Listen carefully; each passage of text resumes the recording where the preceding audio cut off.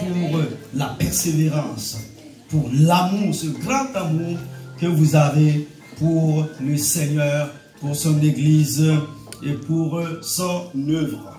Et nous sommes sur ce grand thème et nous allons continuer encore et encore pour que nous puissions expérimenter quelque chose de puissant dans notre marche avec le Seigneur Jésus-Christ. Comment mener une vie chrétienne victorieuse. Donc, quatrième partie.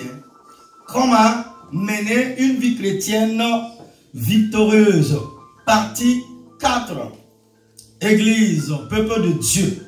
Nous avons débuté le 20 janvier dernier notre série intitulée Comment mener une vie chrétienne victorieuse. Nous avons vu le 20 janvier en 9 points la vie chrétienne victorieuse telle qu'elle est prévue dans la Bible qui est la parole de Dieu. Pour rappel, les 9 points sont les suivants. Premièrement, une vie délivrée de tous les péchés. Deuxièmement, une vie en communion intime avec Dieu. Troisièmement, une vie pleinement satisfaite dans le Seigneur. Quatrièmement, une vie qui touche les autres, c'est-à-dire les frères et les sœurs en Christ Jésus. Cinquièmement, une vie libérée de la puissance du péché. Sixièmement, une vie qui triomphe de toutes les circonstances. Septièmement, une vie ayant le pouvoir de faire le bien. Huitièmement, une vie emplie de lumière. Neuvièmement, une vie entièrement sanctifiée. Nous avons vu le 27 janvier dernier que la vie chrétienne victorieuse à laquelle nous sommes appelés est un don et pas une récompense. En effet, la vie de vainqueur est quelque chose qu'on obtient et non pas quelque chose que l'on atteint. C'est un fait. Que signifie alors obtenir quelque chose? Obtenir signifie acquérir quelque chose. Que signifie atteindre? Atteindre implique un long parcours. Il faut avancer pas à pas, sans savoir quand on arrivera. La vie victorieuse ne s'atteint pas par un processus graduel. Nous avons vu le 3 février les conditions pour faire l'expérience de cette vie de vainqueur. Nous savons que la vie de vainqueur est Christ, le Christ Jésus qui vit en nous. La question est de savoir comment être unis à Christ et ce que nous devons faire avant que Christ puisse devenir notre vie et vivre en nous. Nous avons vu les 4 premiers points suivants. Premièrement, comprendre comment ne plus être moi. Moi, je. Comprendre comment ne plus être moi, mais Christ. Christ lui-même est mort sur la croix. Et Dieu nous a inclus dans sa mort. Cela nous est à tous familiers. Cependant, tandis qu'il est vrai que Dieu nous a crucifiés, nous avons aussi notre part à faire en tant qu'enfants de Dieu. Deuxièmement, accepter l'évaluation de Dieu. Dieu nous a crucifiés sur la croix car il nous considérait comme des cas sans espoir et incorrigibles.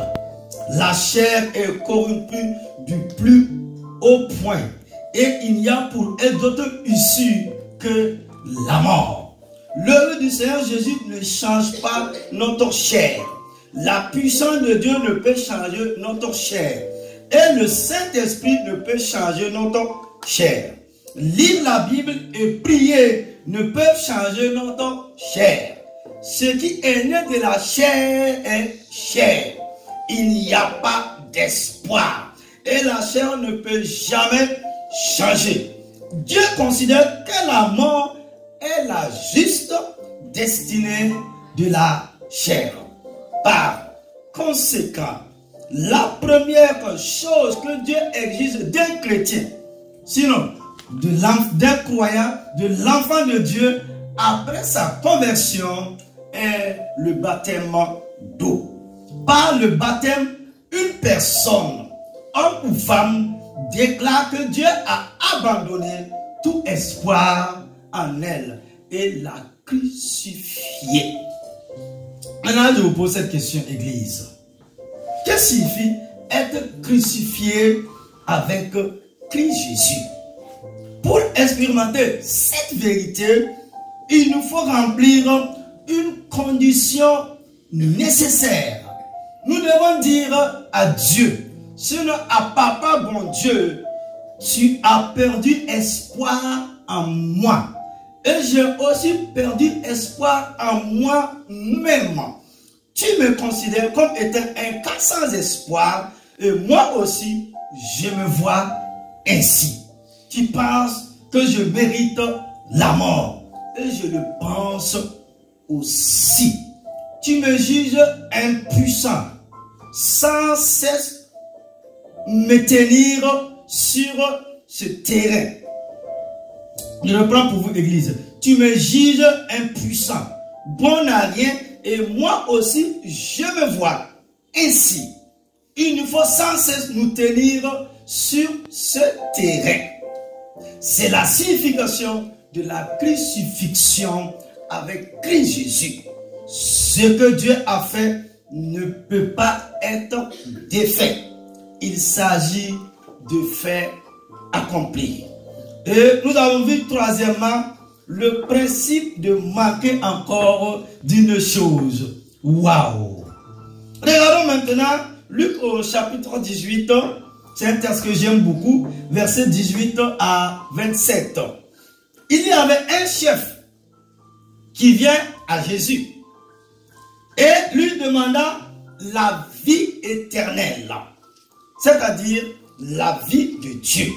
Cette vie éternelle inclut le salut ainsi que la victoire.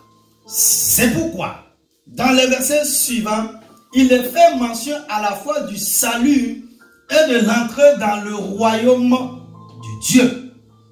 Le chef vient au Seigneur Jésus et lui demanda ce qu'il devait faire afin d'hériter la vie éternelle. Le Seigneur établit une liste de 5 conditions très strictes.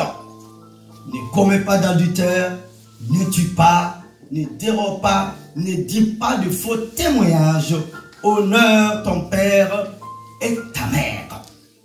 Aucun jeune chef ne pourrait respecter ces commandements. Il serait impossible pour un jeune chef de ne pas commettre d'adultère, de ne pas commettre de meurtre, de ne pas commettre de vol, de ne pas porter de faux témoignages et d'honorer ses parents. Aucun jeune chef ne pourrait remplir ces 5 conditions. La Bible dit ceci. Cependant, et de façon surprenante, ce jeune homme déclara au Seigneur Jésus: toutes ces choses, je les ai gardées dès ma jeunesse. Pas une fois il n'avait violé l'une de ces commandements. C'était comme s'il disait: Maître, y a-t-il d'autres conditions? Si la réponse est non, je devrais hériter la vie éternelle. Je suis qualifié pour avoir la vie éternelle. Mais le Seigneur Jésus lui dit qu'il lui manquait encore une chose. Il te manque encore une chose. Vends tout ce que tu as, distribue-le aux pauvres et tu auras un trésor dans les cieux. Waouh! C'est difficile pour les religieux, hein? Hein? J'ai dit que c'est difficile, hein? Jésus dit, il te manque encore une chose. Il dit, puis, viens et suis-moi. Vous rendez-vous compte qu'il vous manque encore une chose? Je vous pose la question ce soir, Église, et vous qui nous suivez. Vous rendez-vous compte qu'il vous manque encore une chose? Qu'est-ce que signifie manquer encore d'une chose?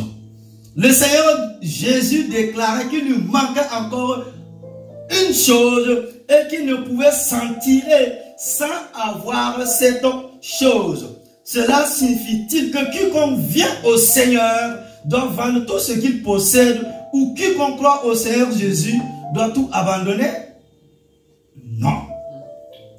Et nous avons vu quatrièmement le premier pas vers la victoire.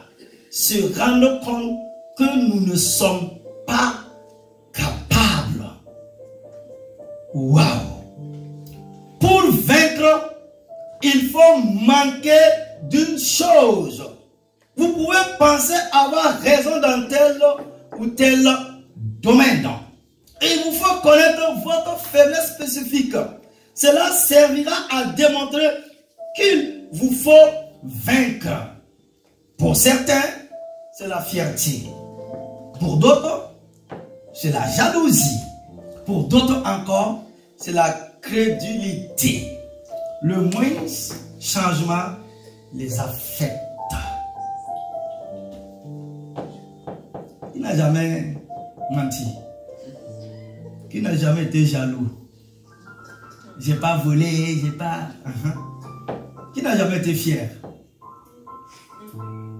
Hello. Jésus dit... Est-ce qu'il y a une religieuse ce soir dans cette assemblée-là? Est-ce qu'il y a un religieux ce soir dans cette assemblée-là?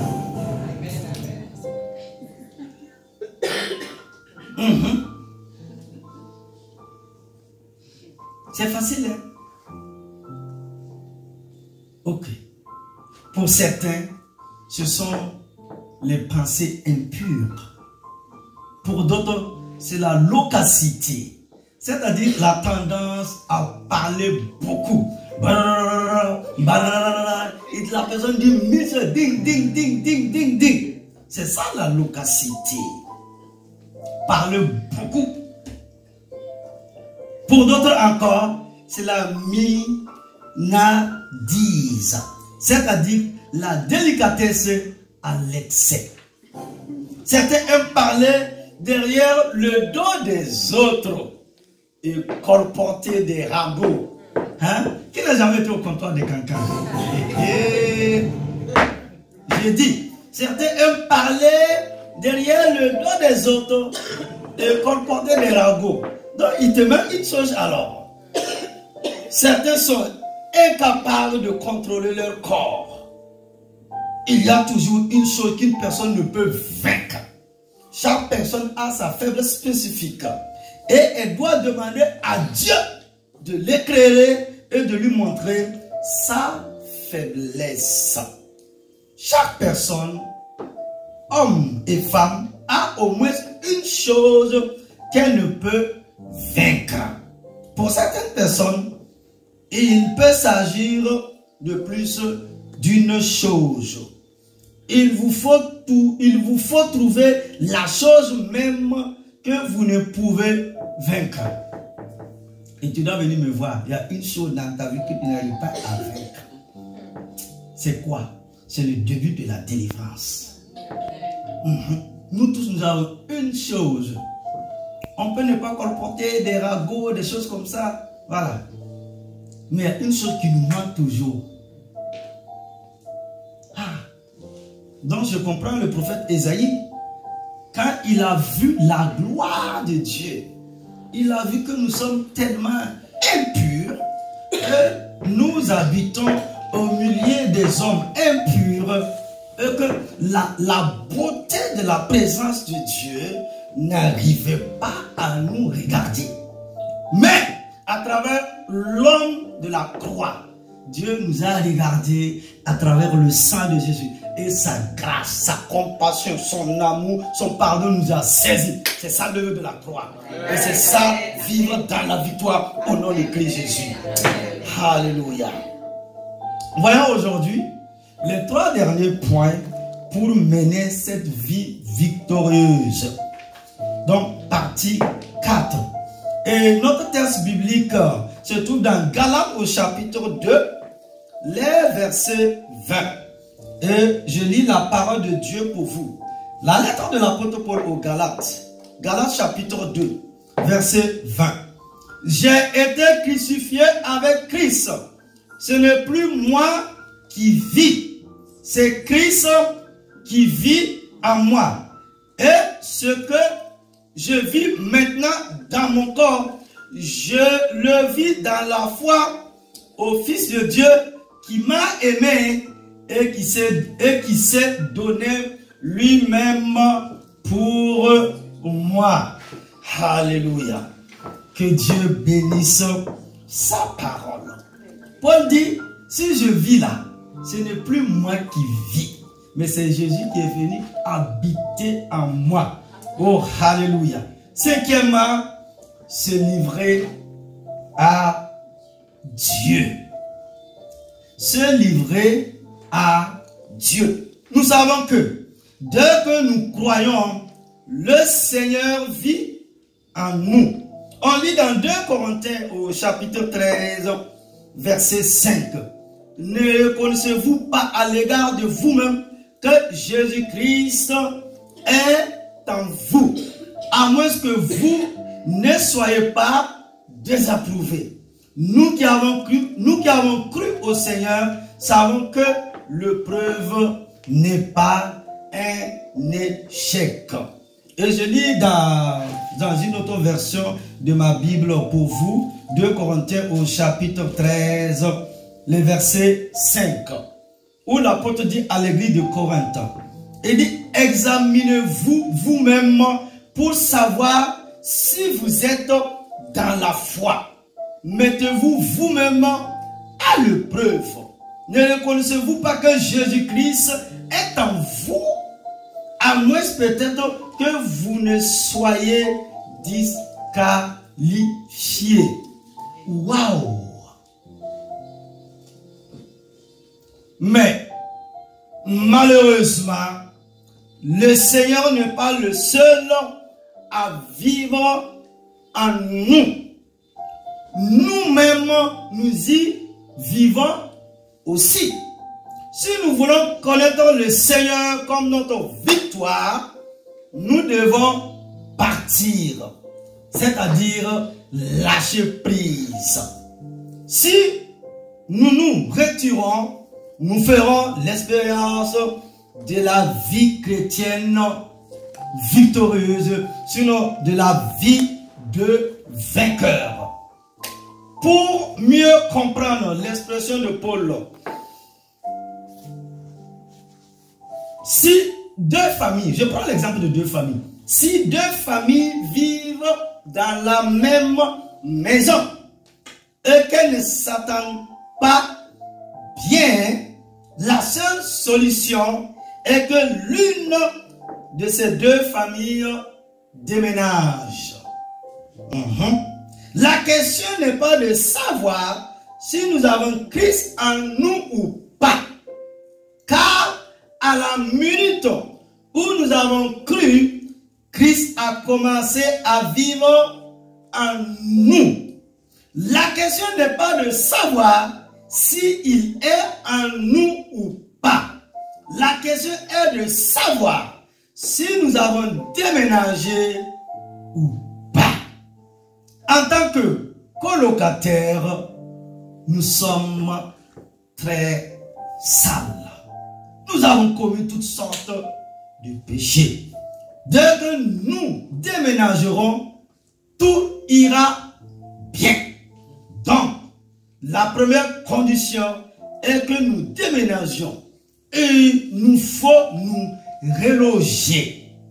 Lorsque le Seigneur fut crucifié, non seulement il prit nos péchés, mais il crucifia aussi notre personne. Nous connaissons déjà bien l'enseignement de l'apôtre Paul aux Romains, chapitre 6. Nous savons que quand le Seigneur est mort sur la croix, il a non seulement porté nos péchés, mais il a aussi crucifié notre vieil homme avec lui. Nous savons que la question du péché a été traitée et que nous-mêmes avons été crucifiés avec lui. Il faut nous rendre compte de ceci. Le fait que le Seigneur accomplisse le salut est une chose. Le fait que nous le recevons en est une autre. Alléluia. Préparer un repas est une chose. Il y a d'autres qui préparent, il y a d'autres qui cuisinent aussi. Hello. Préparer un repas est une chose, mais le manger en est une autre. D'une part, le Seigneur Jésus accomplit quelque chose pour nous. Et d'autre part, nous recevons ce qu'il a accompli. Paul nous a montré comment nous devrons reconnaître et accepter la mort du Seigneur. Romains 6 nous montre que chacun d'entre nous est mort. Maintenant, je vous pose la question, homme frère, que signifie donc la croix? La croix exprime le désespoir de Dieu face à l'homme.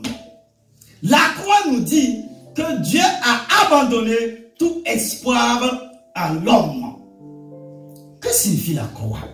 La croix nous dit que Dieu proclame: je ne peux améliorer l'homme, je ne peux le corriger, je ne peux lui faire aucun progrès, je ne peux que le crucifier. Waouh! Sans la croix, nous demeurons incapables. En effet, chaque jour, nous prenons des résolutions. Nous déclarons: Dieu, je promets de faire telle ou telle chose. À partir de maintenant, je ne me mettrai plus en colère.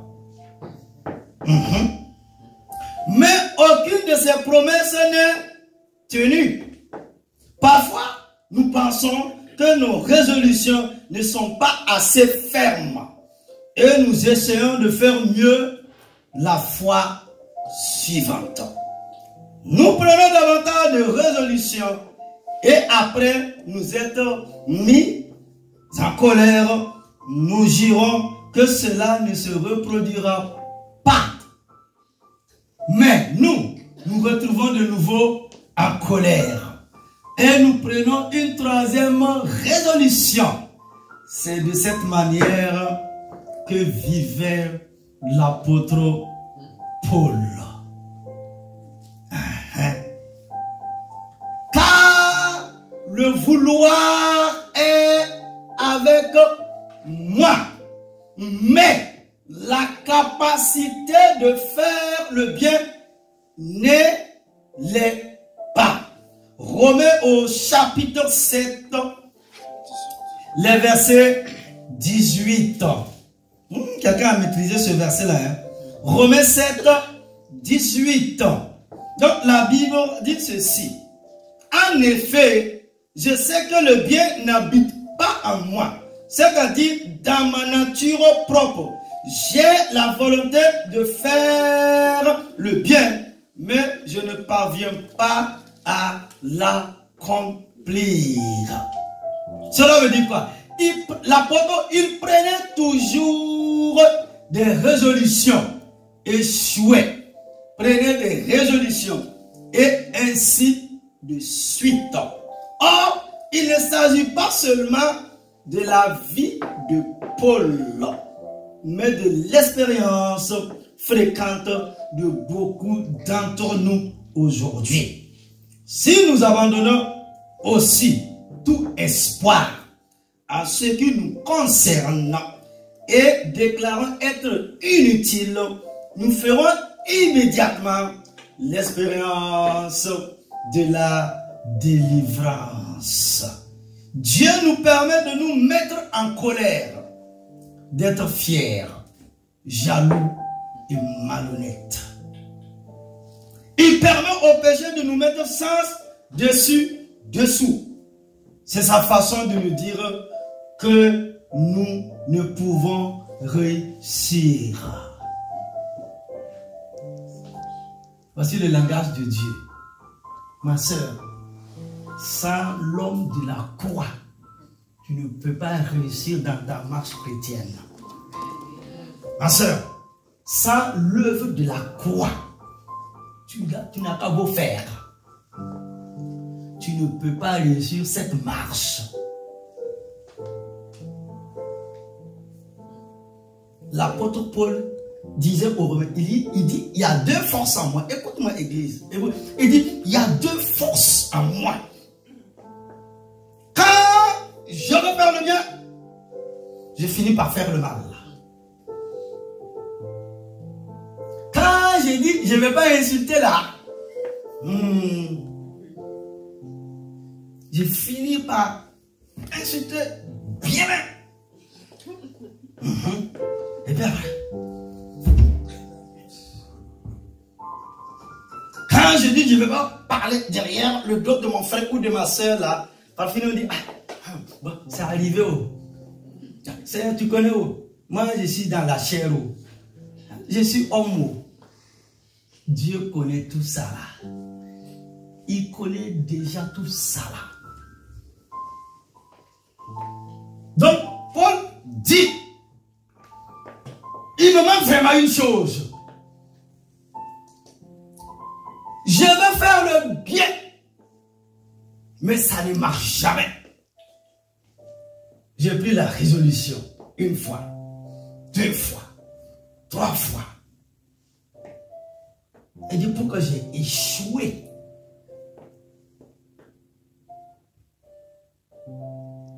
C'est dans Romains qu'il s'est écrit, il a crié, qui va me sauver de ce corps?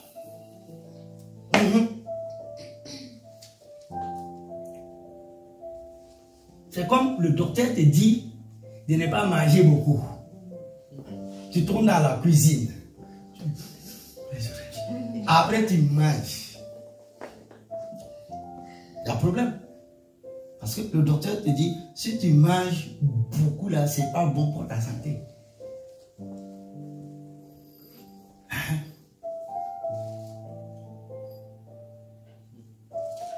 Quand je suis arrivé à New York, ce qui m'a impressionné là, non, j'ai vu les, c'est pas manger, c'est gaver même. J'ai vu les gens manger avec plaisir. Et mes amis me disaient, pasteur, il y a des comprimés même pour manger. Tu prends ces comprimés, tu manges. Ou bien tu manges, à un moment donné, là, tu t'en vas, tu jettes ça et puis tu reviens manger. Il dit,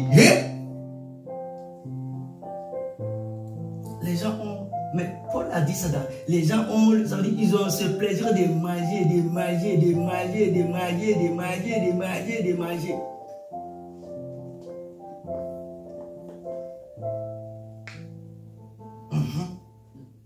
Pourtant, ils savent que la nourriture même nuit à la santé.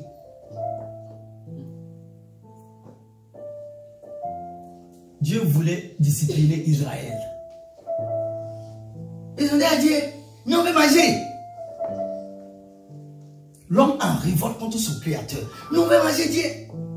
On veut manger la viande, on veut manger la viande, on veut manger la viande. Moïse, en Égypte là, même esclaves ont mangé viande. Ils n'ont pas compris la marche avec Dieu. Moïse a prié. Dieu a envoyé les cailles. Ma Bible me dit, hommes frères, ils ont mangé la viande. Et la viande sortait par leurs narines. Ecclésiaste dit quoi? Ce que nous voyons là, ça existait dans le passé. Il n'y a rien de nouveau sous ces cieux-là. Ils ont demandé la viande à Dieu. Ils ont mangé la... Regardez-moi, des hommes matures, la viande est sortie par leur narine. Donc, ma soeur, Paul nous enseigne, face à notre incapacité, c'est l'œuvre de la croix.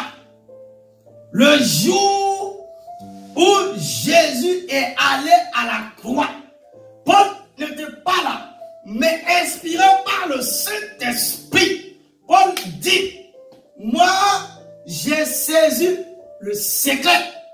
Moi, j'ai le secret. Et rien ne peut me séparer de l'amour de Christ Jésus de Nazareth. Ni Satan, ni les anges, ni l'enfer, ni la faim, ni la nudité.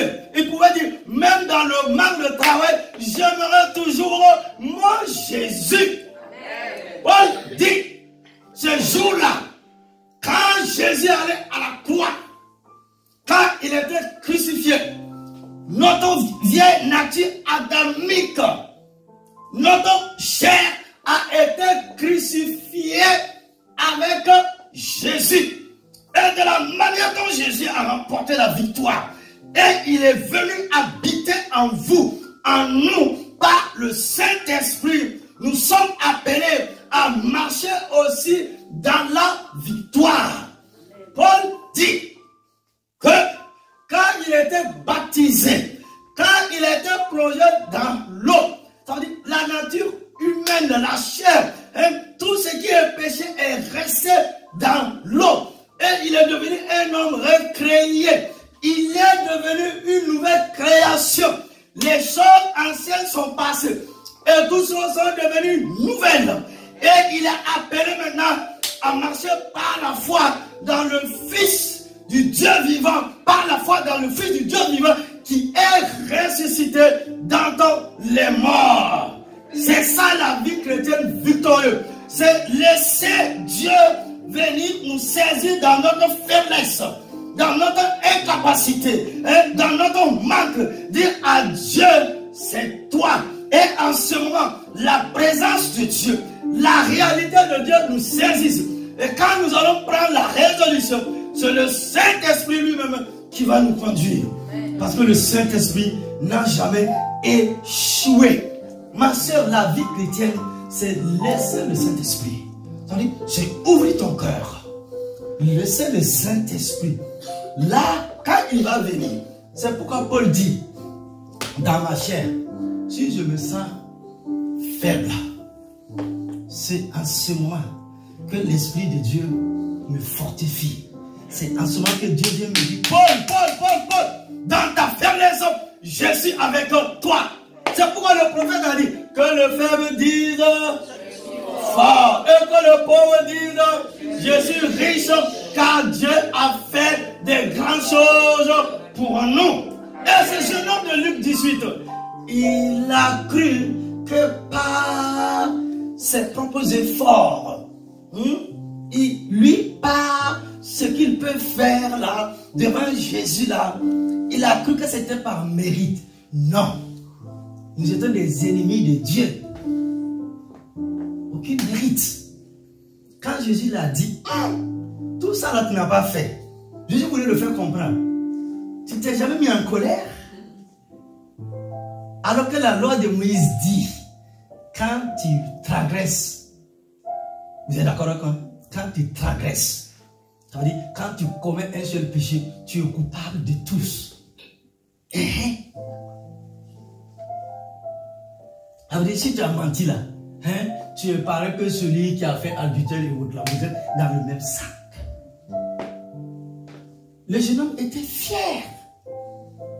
Jésus dit, Et quand vous regardez dans ce récit-là, il est reparti. Triste. Et on n'a plus parlé de lui. Lui qui voulait hériter de la vie éternelle, qu'est-ce qui s'est passé? Rien. Jésus dit en ce moment, viens et suis-moi. Cela vous dit quoi? Viens, prends ta croix. la nécessité est sur moi. Il a dit non.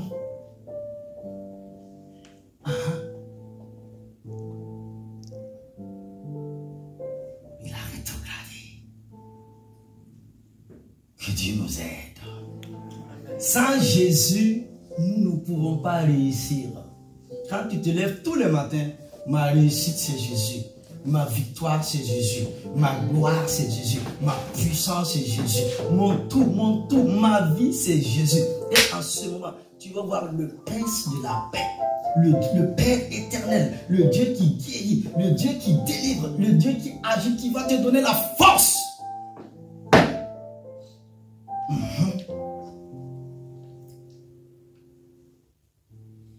C'est ça.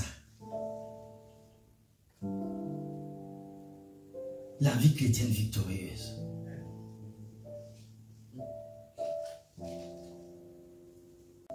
Tout espoir en ce qui nous concerne et déclarons être inutile, nous ferons immédiatement l'expérience de la délivrance.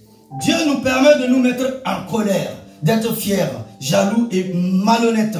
Il permet au péché de nous mettre sens dessus-dessous. C'est sa façon de nous dire que nous ne pouvons réussir. Et nous arrivons au 6e point.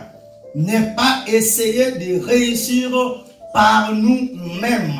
Ne pas essayer de réussir par nous-mêmes. Il nous faut perdre espoir en nous-mêmes. Mais cela ne suffira pas à nous mener à la victoire. C'est une chose de reconnaître que nous ne pouvons réussir. Mais ça n'est une autre de ne pas essayer de réussir. Dans l'expérience de la vie de vainqueur, il existe deux conditions très importantes concernant le fait de se rendre. D'abord, il nous faut accepter ce que Dieu pense de nous. C'est-à-dire que nous ne sommes pas capables en nous-mêmes. Ensuite, nous ne devrons pas essayer de devenir capables. Nous devons plutôt abandonner tout espoir à ce qui nous concerne. Que signifie être crucifié avec Christ? Cela signifie que désormais, je ne suis pas responsable de ma propre victoire et que je ne suis pas responsable de mon propre échec. Mes affaires sont entre les mains de l'Éternel Dieu des armées. Cela signifie plus précieusement que premièrement, lâcher prise. Deuxièmement, ne pas essayer de diriger. Vous devez dire à Dieu, à partir de maintenant, je m'offre à toi. À partir de maintenant, la victoire est ton affaire et la patience est ton affaire. Nous ne pouvons pas nous empêcher de nous mettre en colère. Waouh! Nous ne pouvons pas nous contenir ni capituler. À partir de maintenant, nous devrons abandonner de ne plus nous soucier ou nous occuper de rien. Quand nous venons à Dieu, nous lui disons souvent que nous ne pouvons pas réussir ou que nous ne pouvons rien faire. Cependant, lorsque nous nous éloignons de sa présence, nous reprenons tout nous-mêmes. Frères et sœurs, quoi que nous apportions à Dieu, lorsque nous venons à lui, nous devrons le lui laisser avant de quitter sa présence. Ceux qui savent abandonner les choses à Dieu font l'expérience de la délivrance. Je dis encore, ceux et celles qui savent abandonner les choses à Dieu, ceux qui lâchent prise, font l'expérience de la délivrance à travers l'œuvre de la croix. C'est pourquoi la chose la plus importante est de lâcher prise. Il nous faut dire, Dieu, je ne peux pas vaincre. Je n'ai pas l'intention de vaincre. Je n'essaierai pas non plus de vaincre. C'est cela, être crucifié avec Christ. Comme c'est merveilleux je suis crucifié avec Christ. Et si je vis, ce n'est plus moi qui vis, mais c'est Christ Jésus qui vit en moi. Nous ne pouvons rien faire. Nous ne pourrons pas vaincre. De nous-mêmes, nous n'avons pas cette force. De nous-mêmes, nous n'avons pas cette capacité. Est-ce que vous comprenez? Tu n'as pas besoin de te culpabiliser. Laisse Dieu diriger ta vie. Laisse Dieu conduire ta vie. Laisse la bonne main de Jésus se poser sur toi. Comme il connaît la fin d'une chose avant le commencement. Il est l'alpha et l'oméga. Il est le premier et le dernier. Lui-même te saisira. Lui-même viendra te toucher comme il a fait avec l'apôtre Paul. Et Paul continue et il dit, ça sera notre septième point. Septièmement, vivre sa vie dans la foi du Fils de Dieu. Waouh, dis à quelqu'un ce soir. Vivre sa vie dans la foi du Fils de Dieu. Vivre sa vie dans la foi du Fils de Dieu. Oh, alléluia. L'évangile de Dieu nous montre qu'il nous a donné son Fils. Le Fils de Dieu est devenu notre justice, notre rédemption et même notre sainteté. Nous n'avons pas à le recevoir d'abord en tant que notre vie. Puis nous attendons à ce qu'il nous donne sa perfection, sa patience et son humilité plus tard. Il est déjà notre vie. Waouh! Christ est ma vie. Tu veux dormir dans la paix? Christ est ta vie. Le feu de Dieu est en toi. La lumière de Dieu. Christ est déjà notre vie. La Bible nous montre que Christ est déjà notre tête. Tout comme une tête qui a conscience du corps, puisqu'elle en est responsable et le dirige, Christ est notre tête. Nous n'avons pas à lui demander d'être notre tête. Et nous n'avons pas à demander d'être son corps. Il est déjà la tête et nous sommes déjà ses membres. Cela nécessite de la foi de notre part. Waouh! La parole de Dieu déclare qu'il est la tête. Croyons-nous vraiment qu'il soit notre tête? Croyons-nous que nous ne sommes plus responsables de rien et que dès maintenant, à cette minute précise, il sera responsable de tout. Waouh! La parole de Dieu nous montre aussi qu'il est le Saint et que nous sommes les sarments. La parole ne dit pas qu'il sera notre Saint et que nous serons ses sarments.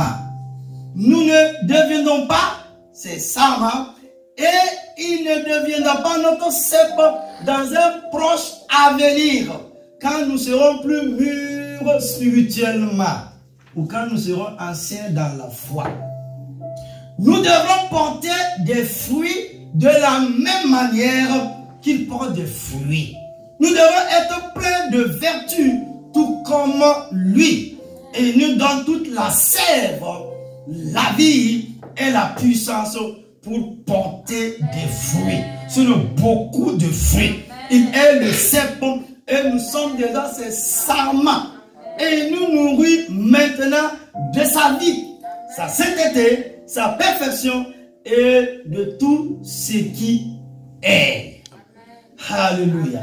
Dieu nous a aussi montré que l'union entre le Seigneur et Jésus et nous est comme la relation entre la nourriture et notre corps. Waouh! Il y a une relation entre la nourriture et notre corps. Il est le sang que nous buvons et la chair que nous mangeons. Il est celui qui nous maintient en vie.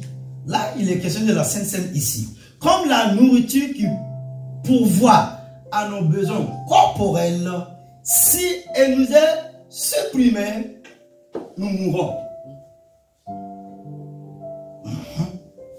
Tel est le Seigneur Jésus pour nous.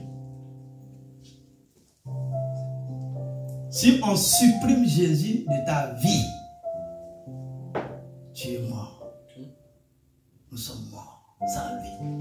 C'est lui qui est la vie, c'est lui qui est la résurrection. Dans sa parole, Dieu nous montre que nous sommes unis au Seigneur Jésus. Il est notre tête, notre arbre et notre nourriture. Oh, alléluia. Christ est la tête. Je dis Christ est la tête. Je dis mon frère, Christ est la tête. Et tu n'as pas à craindre. C'est lui ta justice. C'est lui qui te sanctifie. C'est lui qui te guérit. C'est lui qui te délivre. Celui qui te communique sa grâce et sa puissance. C'est ça la vie chrétienne victorieuse. C'est laisser Dieu agir en nous. Et en ce moment, nous marchons dans la victoire. Et je vais conclure et après quoi nous allons prier. Conclusion. À travers le sacrifice de Jésus à la croix, Dieu nous donne le pouvoir de vivre comme Jésus vivait. Dieu nous a donné son Fils, lequel est responsable pour nous, vit pour nous et est pour nous la puissance de vie. Dieu nous l'a donné afin que toute sa perfection, sa communion, sa joie et ses richesses s'expriment à travers nous. Quelle grâce et faveur imméritée. Je dis Église, quelle grâce et faveur imméritée de la part de l'Ancien des jours, de la part du Père éternel. Que Dieu bénisse sa parole au nom de Christ Jésus. Que quelqu'un dise Amen, Amen, Amen. Amen, Amen, Amen, Amen. Là, tu es appelé avec Amen, Amen, Amen. Tiens-toi debout et acclame Jésus. Tiens-toi debout et acclame Jésus. Je t'ai pas dit de t'arrêter. Tiens-toi debout et acclame Jésus. Parce que le vainqueur vit en toi, ma soeur. Je dis le vainqueur vit en toi. Je dis Christ Jésus vit en toi. Acclame-le très très fort avec des cris de joie. Jésus, Jésus, Jésus, Jésus.